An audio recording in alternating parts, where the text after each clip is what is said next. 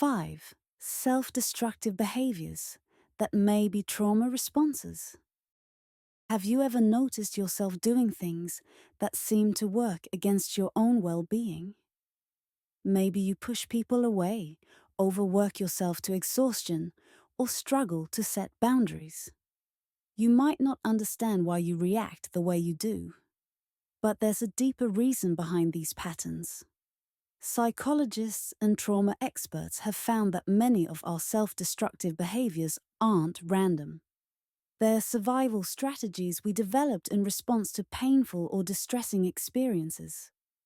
These behaviors may have once helped us cope, but over time, they can start to harm us. In this video, we're going to explore 5 common behaviors that may actually be hidden trauma responses. If you resonate with any of these, know that you're not alone and that healing is absolutely possible. 1. Social withdrawal. When isolation feels safer than connection. Have you ever felt the urge to just shut the world out? Maybe you cancel plans at the last minute, ignore messages, or feel uneasy in social settings, even with people you love. While everyone needs alone time now and then, chronic social withdrawal may be a trauma response. Psychologists believe this happens for 2 key reasons. First, trauma can deeply wound a person's self-esteem, making them feel unworthy of love or connection. Second, it can distort the way they see the world, leading them to believe that people are untrustworthy or that social situations are unsafe. For example, someone who has been hurt in past relationships, whether by family, friends, or romantic partners, might withdraw to avoid further pain. They tell themselves, if I keep my distance, no one can hurt me. But over time, this isolation can lead to loneliness, anxiety, and even depression. If this sounds familiar, consider small steps to reconnect. Start by responding to messages, even if it's just a short reply. Gradually ease back into social situations at your own pace. Healing doesn't mean forcing yourself into uncomfortable situations. It means learning to trust again, little by little. 2. Lashing out. When pain turns into anger. Do you ever find yourself snapping at people for no reason? Or feeling sudden bursts of irritation or rage, even when the situation doesn't really call for it? If so, your anger might be a trauma response. Trauma, especially unresolved trauma, can leave behind a deep sense of frustration, helplessness, and fear. But since those emotions can be overwhelming, they sometimes get channeled into anger instead. For example, someone who grew up in a household where their emotions weren't validated might struggle to express sadness or fear. Instead, they lash out at those around them, even the people they love. It's not that they want to hurt others. They just don't know how to process their pain in a healthier way. If you find yourself in this cycle, try pausing before reacting. Take a deep breath, step away, and ask yourself, what am I really feeling right now? Anger is often a mask for deeper emotions like fear, grief, or insecurity. By understanding its root cause, you can begin to respond rather than react. 3. Overworking. When busyness becomes a distraction. Some people respond to trauma not by withdrawing or lashing out, but by staying constantly busy. Work, errands, projects, anything to keep their mind occupied. If you feel uncomfortable when you have nothing to do, or if relaxation makes you anxious, you may be using busyness as a coping mechanism. This happens because work and productivity provide a sense of control. When someone has been through an experience where they felt powerless, such as a toxic relationship, financial struggles, or childhood neglect, they might throw themselves into work as a way to regain a sense of stability. But over time, This behavior can lead to burnout, exhaustion, and even health problems.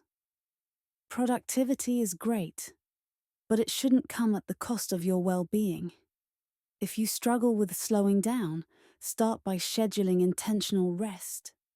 Even just 5 minutes of quiet time can help you learn to sit with your emotions instead of running from them. 4. Freezing up. When you feel stuck in life, have you ever been in a stressful situation where you completely shut down?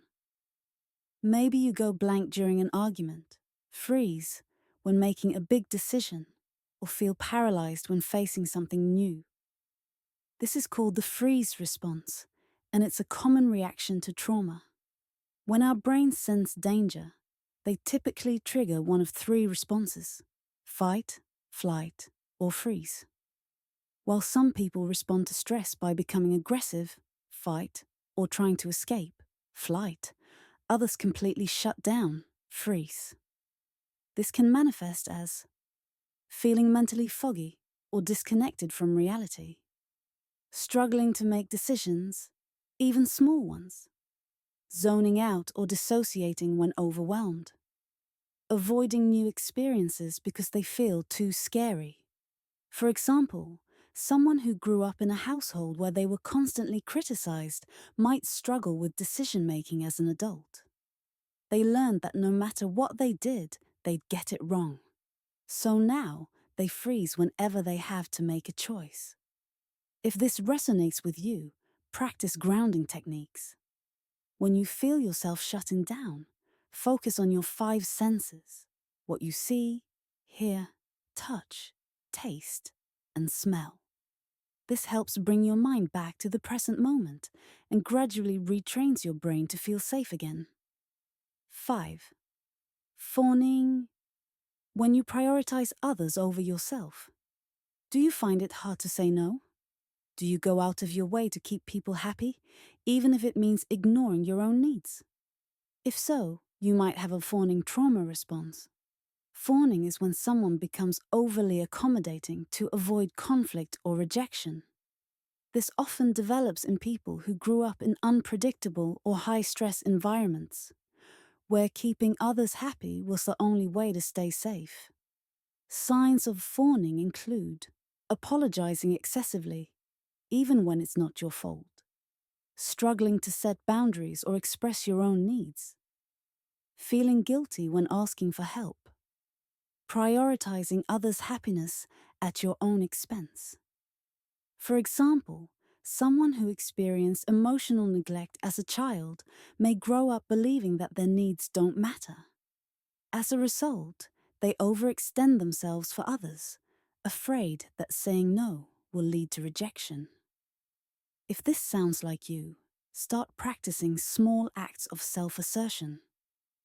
Saying no doesn't make you selfish, it makes you healthy. Try starting with simple boundaries, like taking time for yourself without feeling guilty. Over time, this will help you build self-worth and emotional resilience. Final thoughts. Healing starts with awareness.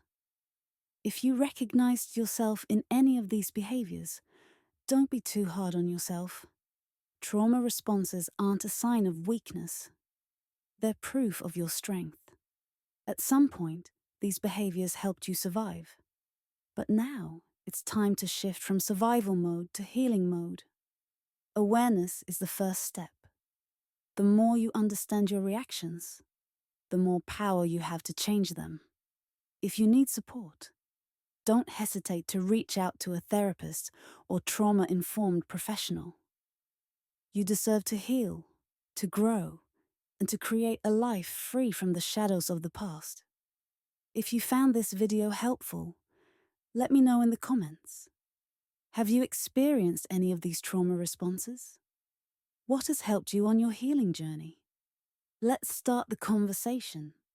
And don't forget to like, subscribe, and turn on notifications for more videos on brain and mental health and healing.